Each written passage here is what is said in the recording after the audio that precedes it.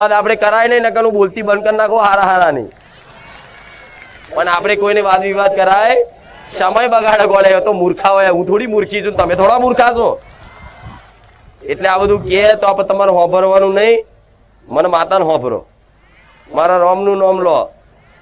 કંટાળો આવે ને તો એકાંતમાં બેહી અને મને માતાને યાદ કરીને કહેજો કે માં બસ તારી જોડે વાતો કરવીશ. શું કહેવાનું હોભરજો, કહું. અનુભવ કરવો હોય તો મારો અસલ એકાંતમાં મોબાઈલે મૂકી દેવાનો, એકાંતમાં ચોક ખેતરોમાં ગમે તે જગ્યાએ ધાબા પર કે ગમે તે જગ્યાએ એકાંતમાં બેઠા હોય, કોઈ ડિસ્ટર્બ કરવા વાળું ના હોય, ખુરશીમાં બેઠા હોય કે સાધન ઉપર બેઠા હોય, ગમે ત્યાં, અને કહો કે માં આજ મારે તારી જોડે વાતો કરવીશ.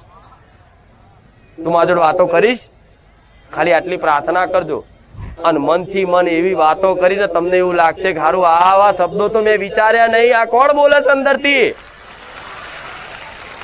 જો મારો અનુભવ ના થઈ જાય ને તો મને મેળવીને કહેજો. કીધા રોઈ જશો, હરખથી આંસુ પાડી લેશો કે માં તારી વાત ના થાય. પણ કોઈ ના હોય તો અને ચમત્કાર દેવી શક્તિ ક્યારે કરે? જ્યારે કોઈ ના હોય. પ્રગટમાં કરે. મારા લાખો હજારો ચમત્કારો છે, નહીં છે ને? દેશ વિદેશ દુનિયા બધામાં છે.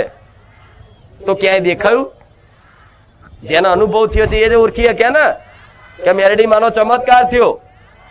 નકર હોભરવા વાળા જોવા વાળા તો ક્યાં એમના ને એમના માણસો છે લો. એટલે ક્યારે દેવી શક્તિ આવી રીતે પ્રગટમાં ચમત્કાર કરે અને સત્ય સત્ય જ રે. સત્યના કોઈ દર પુરાવા પારખા હોય, દુનિયાનો નાશ થઈ જાય, સત્યનો નાશ થાય. સત્ય હંમેશા અવિનાશી હોય, એના કોઈ પુરાવા હોય. હું માતા છું એનો પુરાવો ચો હોય? ના હોય. મારા ભક્તો છે એ જ મારો પુરાવો, અને એમના અનુભવ જ ને. હજુ મારે તમારી જો છલ કપટ કરવું હોય ને તો મારે હજુ કઈક ચમત્કાર કરવા, તમને ભોરવવા હોય ને, તમારા જોડથી કઈક પડાઈ લેવું હોય ને મારા દીકરાને, તો કદાચ અહીંથી ચમત્કાર કરીને બતાવવો પડે કે જોઈ લેજો હું મેરડી માતા છું, કંકુ નેકર્યું. જોઈ લેજો હું મેરડી માતા છું, લીંબુ હવા મુડાર્યું. પણ હું કેમ આવા ચમત્કાર નહીં કરતી?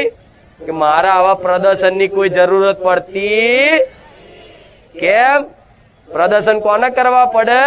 કે જેને કોકની ઓંખોમાં ધૂળ નાખવી હોય એને કરવા પડે ને. નકન દેવી શક્તિ તો એટલી ચમત્કારી છે, હજુ ચો અનુભવ છે તમને?